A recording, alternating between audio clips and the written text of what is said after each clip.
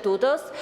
Drejtuesit e institucioneve shtetërore, ministrat me kërkesë të deputetëve, komisioneve parlamentare duhet të japin shpjegime dhe të informojnë për çështje të ndryshme. I kam kërkuar ministrit të financave prej një muaji, i kam dërguar disa shkresa për të bërë transparencë mbi përfituesit e ligjit të shlyerjes borxheve, po njëkohësisht edhe transparencë mbi amnistinë fiskale. Zoti ministër nuk e ka ofruar akoma këtë transparencë. Dhe meqense sapo erdhi në seancë, unë do kisha jo vetëm unë, po qytetarët shqiptar, bizneset shqiptare kanë nevojë për transparencë për një ligj që gjykohet që është korruptiv. Ministri i Financave ka detyrën kushtetuese të kthej përgjigje për sa i përket përfituesve. A janë përfituesit koncesionar, a janë përfituesit evazor fiskal, a janë përfituesit marrës së tenderave publik, a janë përfituesit subjekte të SPAK-ut. Ministri e ka këtë detyrë për qytetarët shqiptar. Në seancën e shkuar tha dërgoni shkresë, jo një.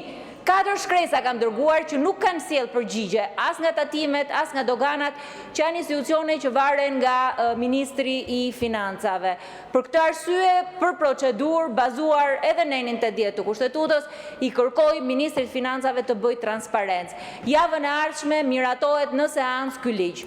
Ne nuk mundet ta miratojmë atë nen për nen pa pasur informacion e plot, pa pasur transparencë për këtë ligj, se për cilin ky ligj ka ardhur këtu në parlament, kë mbron, kë do ndihmoj, kujt do t'i shlyej borxhet dhe cilin biznes qeveria kësaj radhe do të mbështes me ligje speciale, siç është bërë normale në këtë sallë parlamenti. Faleminderit. Faleminderit zonja Tabaku. Zoti ministër, keni fjalën.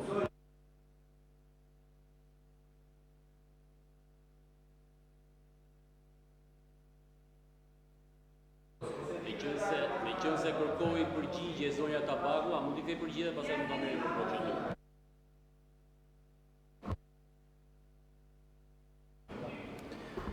E nderuar zonja Tabaku, nuk e kuptoj se si arrini të gënjeni me zë dhe me figurë që keni dërguar 4 shkresa dhe pas keni dhe një muaj që pas keni dërguar këtë shkresë, sepse në fakt kërkesa juaj ka ardhur vetëm para një jave në Ministrinë e Financave, po pra mos gënjeni të paktën qytetarët, por para një jave keni dërguar kërkesën.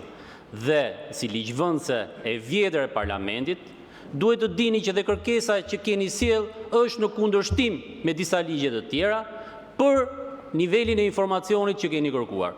Duhet i referoheni ligjit të procedurave tatimore për të kuptuar se informacioni që ju kërkoni nuk mund të ndahet sepse është e dhënë personale dhe duhet të kërkoni konsensusin e debitorit që t'ju japi informacion mbi borxhet që ka në raport me administratën tatimore. Kështu që në lidhje me informacionin se kush janë përfituesit e shuarjes së detyrimeve tatimore apo doganore, ju a kam sqaruar edhe në komisionet parlamentare, janë 202.000 përfitues. Kështu që, zoti Shehaj, ju nuk keni lexuar as edhe një nga projekt ligjet, se po do kishit lexuar projekt ligjet, do të kuptoni që ata tatim pagues që janë në ndjekje penale, që janë në hetim tatimor, nuk përfitojnë nga fshirja e detyrimeve. Merrni dhe lexoni projekt ligjin, informoni para se të vini dhe të bëni retorika boshe politike. Faleminderit.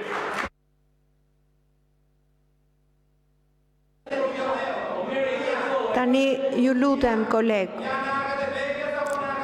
Koleg, ju lutem, nëse do vazhdojmë me projekt ligjin që kemi filluar dhe ministri merr fjalën për projekt ligjin që për aderimin e Republikës së Shqipërisë në traktatin e Marrakeshit për lehtësimin e aksesit në veprat e botuara për personat e verbër.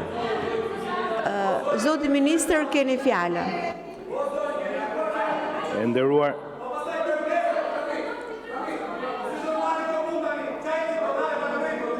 Zoti ministër, keni fjalën. Zoti Nallbati më vonë.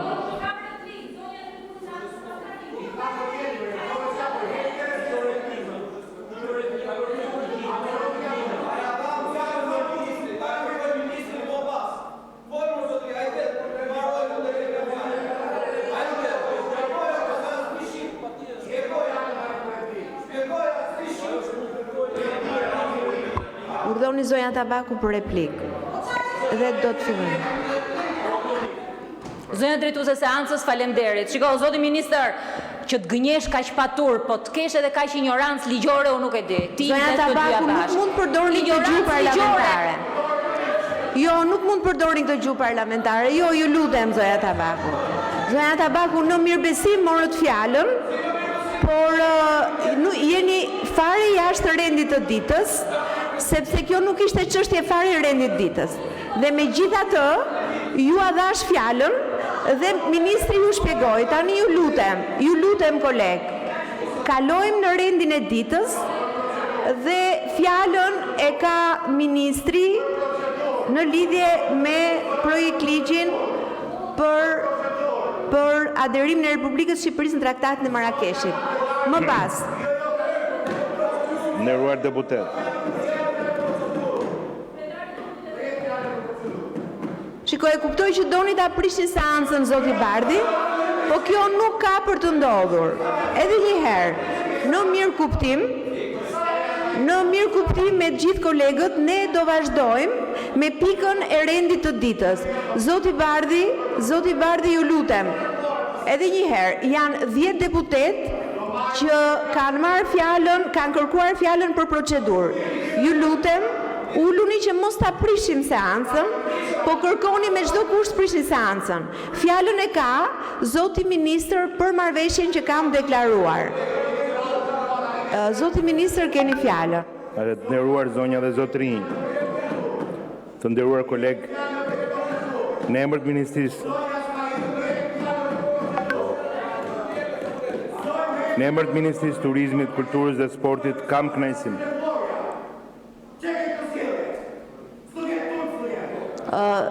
Zoti ministër, të lutem vazhdoni.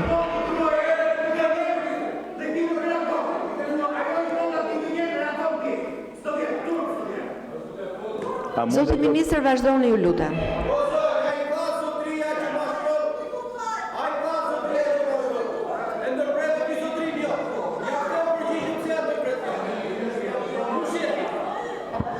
Zoti ministër, ju lutem vazhdoni. Ministrisë Turizmit, Kulturës dhe Sportit. Zoti ministër, ju lutem vazhdoni. Koleg qetësi, ju lutem. Shoqërore, kulturore dhe humane. Bëhet fjalë për projekt ligjin për aderimin e Republikës Shqipërisë në Traktatin e Marrakeshit. Një instrument ndërkombëtar thelbësor i miratuar në vitin 2013 nga Organizata Botërore e Pronësisë Intelektuale OBPI, i cili u jep mundësi miliona njerëzve Ju lutem pak qetësi, ju lutem. Aksesojnë dije, edukim dhe kulturë pa bariera.